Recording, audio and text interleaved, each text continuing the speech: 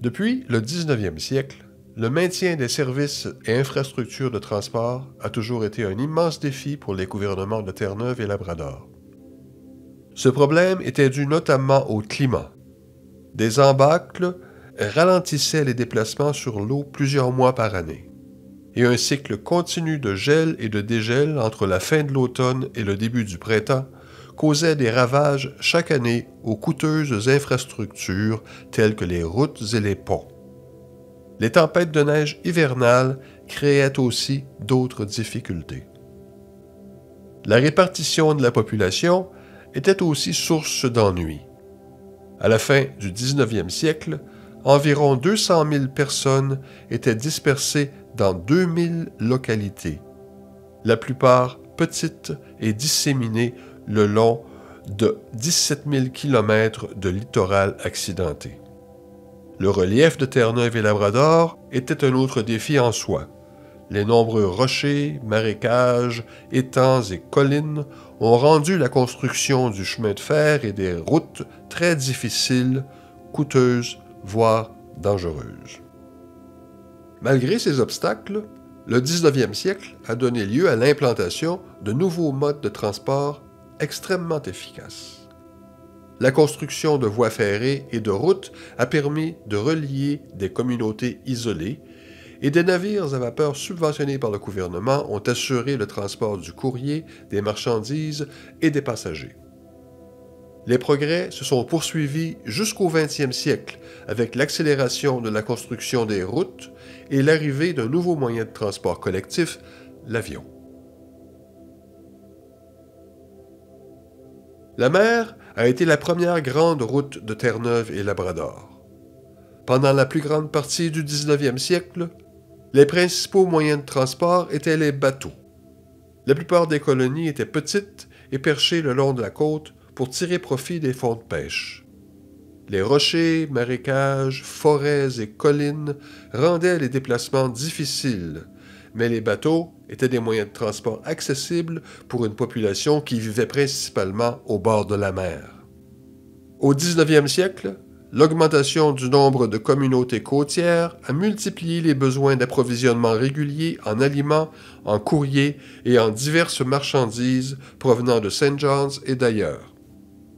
Au début, des navires privés, connus sous le nom de packet boats, parvenaient à répondre à la demande. La plupart desservaient des communautés de la baie de la Conception, mais au milieu du 19e siècle, le gouvernement en a affrété quelques autres pour approvisionner également les baies de Trinity, Bonavista, Placentia et Fortune.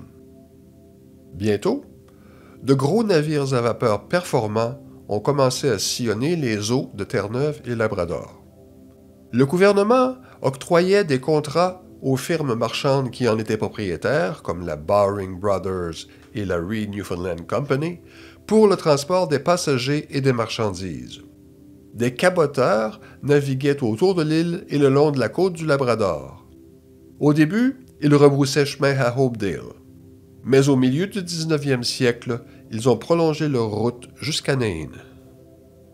D'autres progrès ont eu lieu en 1898, lorsque le gouvernement a subventionné le SS Bruce pour transporter des marchandises et des passagers entre Port-au-Basque et la Nouvelle-Écosse. Le Bruce faisait partie de la flotte alphabétique de la Reed Newfoundland Company, laquelle comptait 8 navires à vapeur dans les années 1890. Tous les noms donnés aux bateaux de la flotte étaient octroyés par ordre alphabétique et évoquaient divers lieux d'Écosse. Le Bruce faisait la route du Golfe jusqu'en Nouvelle-Écosse, tandis que les 7 autres navires naviguaient le long de la côte du Labrador et autour de l'île de Terre-Neuve. La flotte alphabétique s'est enrichie de 4 autres vaisseaux au cours des années suivantes. En 1923, le gouvernement a pris le contrôle de la flotte et de quelques autres navires à vapeur côtier pour lesquels il avait des contrats avec d'autres firmes marchandes. Avec le temps, de nouveaux navires à vapeur ont été ajoutés à la flotte, dont le SS Caribou en 1925.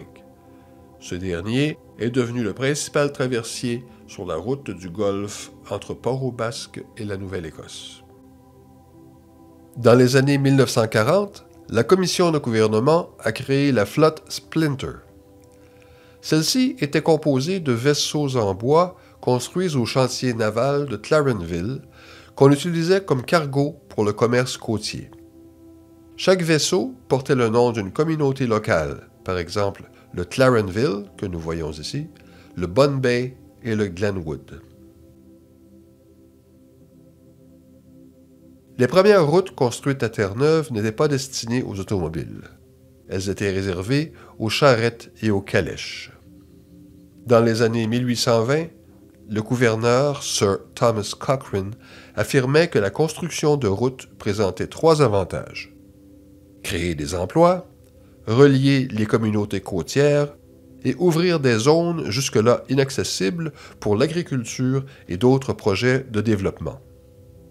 Les 2 premières routes ont permis de relier Portugal Cove et Topsail à St. John's. Au lieu de faire 60 ou 95 km par voie maritime, les gens n'avaient qu'à faire 14 km pour se rendre à Portugal Cove ou 19 pour aller à Topsail. Des packet boats desservaient ces 2 communautés en transportant passagers et marchandises vers les localités situées de l'autre côté de la baie de la Conception. Beaucoup d'autres routes ont été construites au cours des décennies suivantes, et ce, bien au-delà de la péninsule d'Avalon. Les progrès étaient tangibles, quoique lents et difficiles. Dans presque tous les cas, les routes construites étaient étroites, sinueuses et accidentées, criblées de nids de poules en été et impraticables en hiver. Elles eurent au moins l'utilité de montrer l'énormité des coûts de l'aménagement des routes à Terre-Neuve, où il était pratiquement impossible de construire 1 mille de route sans dynamitage et creusage, remplissage et pontage ou autre solution possible, sans contournement tortueux de marécages et mares, ravins, précipices et affleurements rocheux. Il y avait beaucoup moins de routes au Labrador que sur l'île. La plupart étaient des chemins rudes, inaccessibles en hiver. Pendant les mois les plus froids, les traîneaux à chiens et les raquettes étaient privilégiés pour le transport terrestre. Au printemps et en été, la population préférait voyager par voie maritime. À Terre-Neuve, le gouvernement a mandaté Robert Reed pour construire et exploiter un chemin de fer. La voie ferrée a révolutionné le transport terrestre puisqu'elle permettait de circuler sur tout le territoire de Terre-Neuve. Le premier train de passagers transinsulaire a quitté St. John's le 29 juin 1898 et est arrivé à Port-au-Basque 28 heures plus tard. Au cours des années suivantes, de nouvelles lignes secondaires ont permis de relier les baies principales entre elles et les villages ruraux aux grandes villes.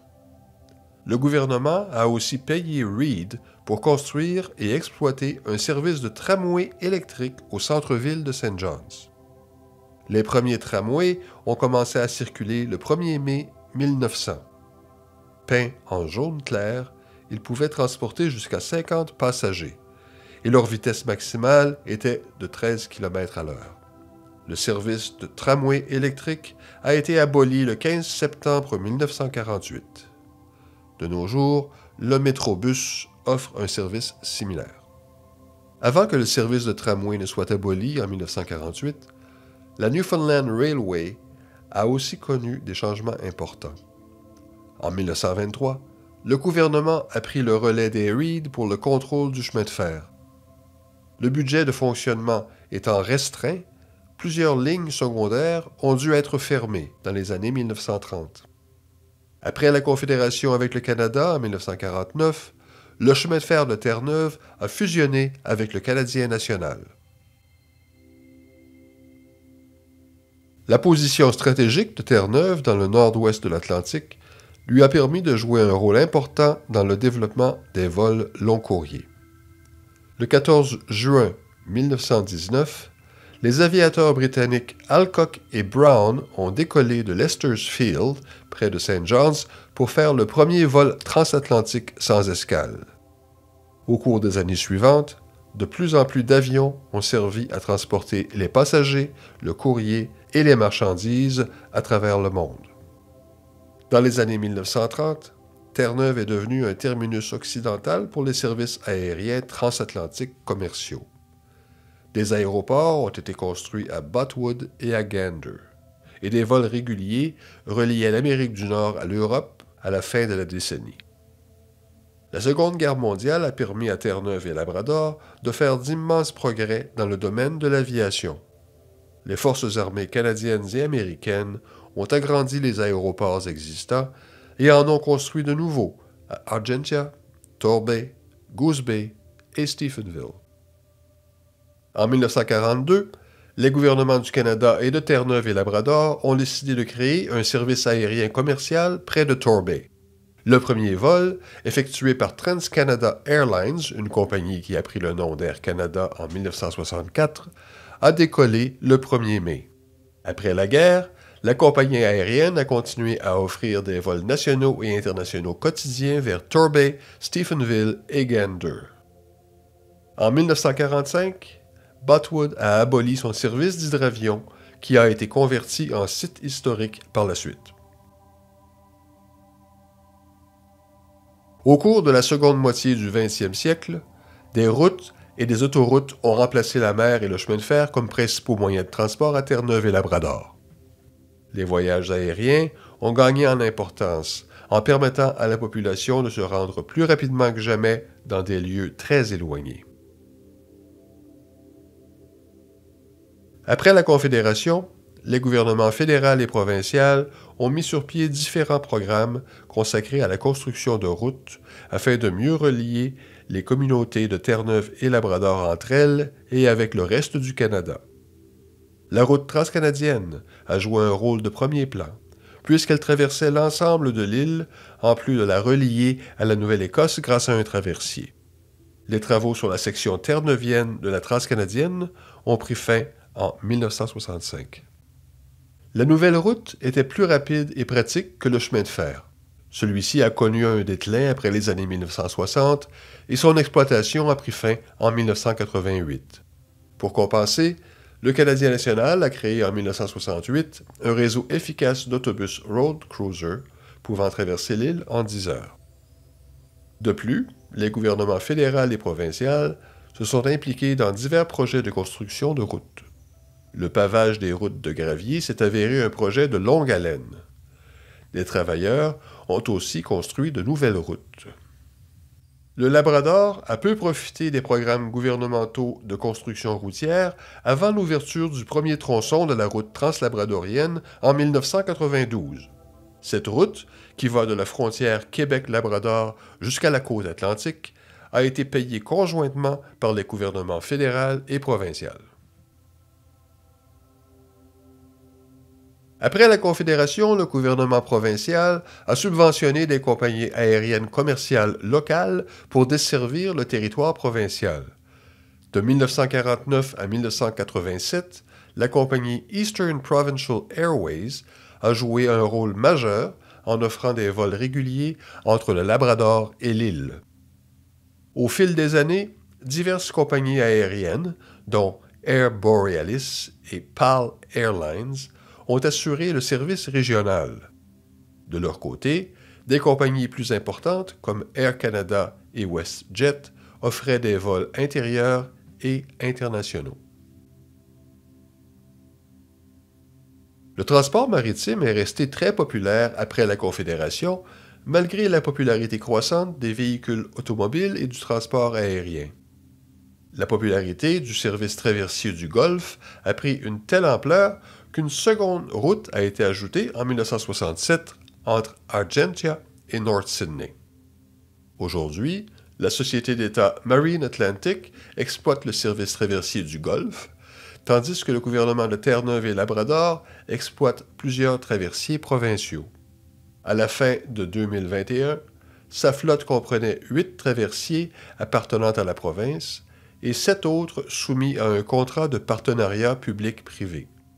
Ils servent à transporter les passagers et les marchandises à divers endroits à travers la province, notamment à l'île Belle, l'île Fogo, Blanc-Sablon et Ramea.